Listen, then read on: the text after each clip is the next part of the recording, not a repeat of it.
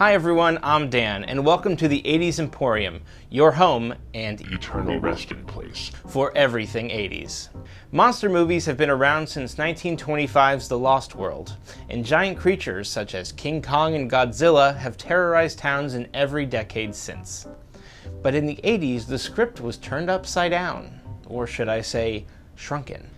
The decade was notable for a unique twist on the monster movie subgenre that took off in 1984 and died out only 10 years later. The tiny monster. You know, Amanda, there are no real monsters. Gremlins is undoubtedly the most famous, but it was certainly not the first. There are a number of films that could have partially been responsible for giving rise to the tiny monster genre. There's 1974's It's Alive, which features a murderous mutant baby.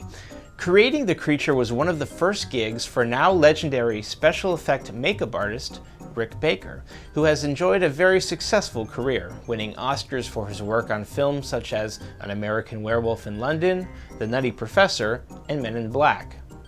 There's also Attack of the Killer Tomatoes, whose title pretty much says it all. The wacky horror comedy, which was largely inspired by Hitchcock's The Birds, was a hit in theaters and, despite poor reviews, embraced as a cult classic.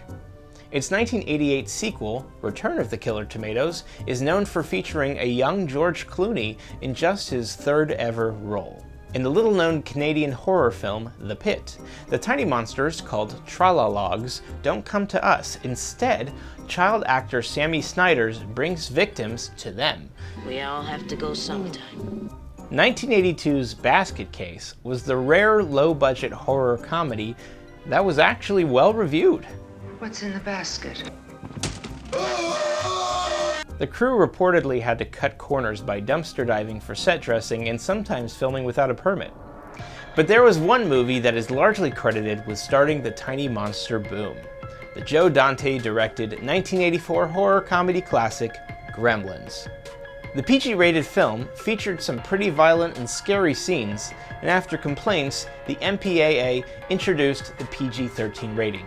Check out our episode on the dawn of PG-13 for more information as to how that all went down. Gremlins was a big financial success, and not just from ticket sales.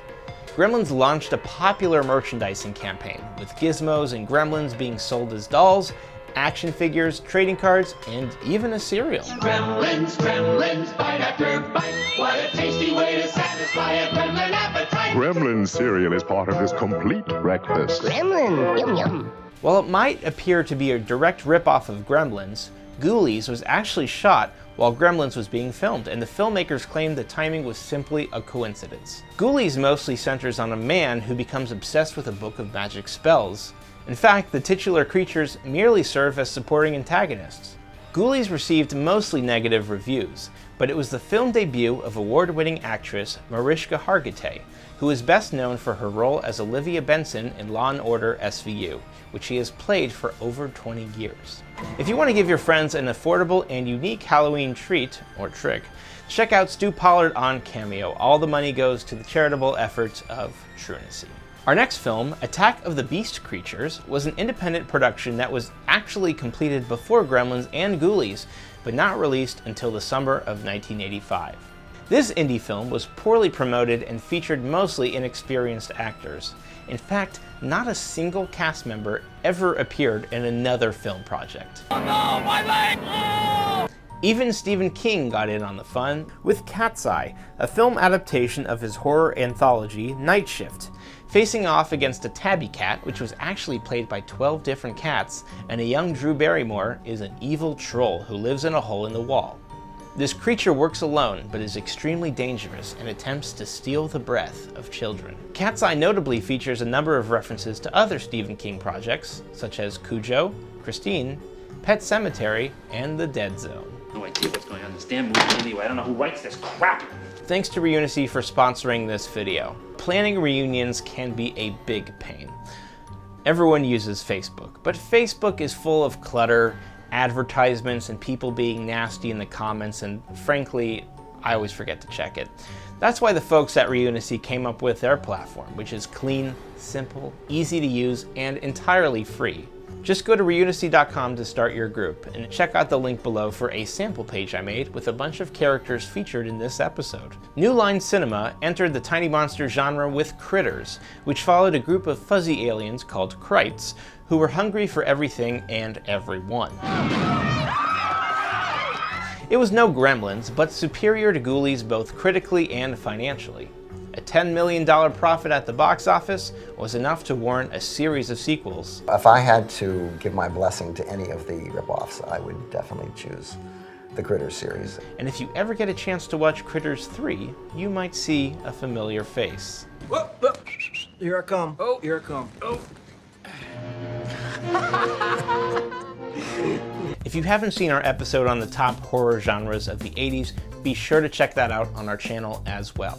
Munchies, not to be confused with the Frito-Lay snack, was created in part to capitalize on the tiny monster craze. In fact, to direct the film, producer Roger Corman hired Tina Hirsch, who was actually the editor of Gremlins. Not only is the plot uncomfortably similar to Dante's project, but the monsters look and sound remarkably like the Mogwai. The film starred Harvey Korman, who played two different roles. Still, it was almost universally panned. Unlike Gremlins, Ghoulies, and Critters, this film never received any sequels. If you're enjoying this video, please give us a like and subscribe to this channel.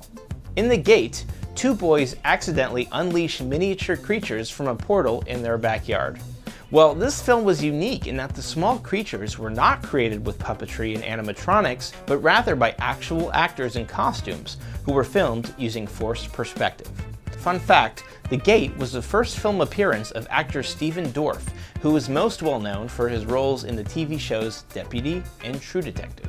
You thought these movies were wacky? We are just getting started.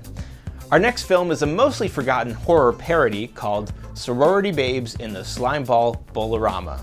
That's right.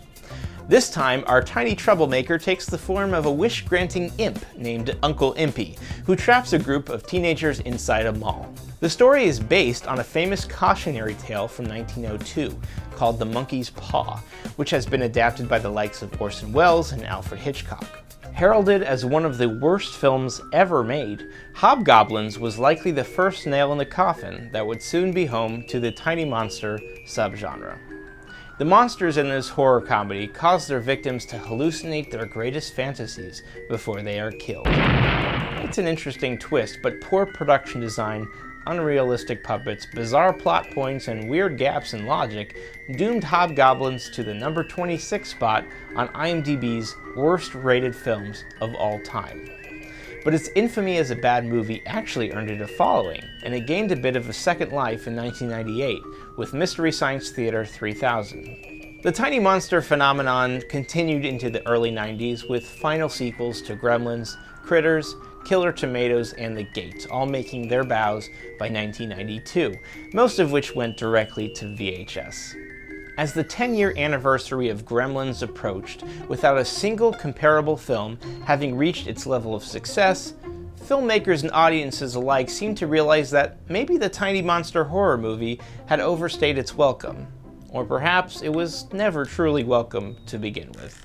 As for whether the genre will return, that's anyone's guess. A new Killer Tomatoes movie was reported to have started filming in 2019, but it's been quiet ever since, likely due to the COVID-19 pandemic. HBO Max is rebooting Gremlins as an animated limited prequel series to the 1984 film, and it's largely believed that if the series succeeds, a movie may not be far behind. So, have you seen any of these tiny monster films? What's your favorite? Let us know if you watch any of these this Halloween season. Remember to follow us on social media. We post fun throwbacks, 80s trivia, and more. Enjoy your spooky season. And remember, just because we're bigger than tiny monsters doesn't mean they aren't dangerous.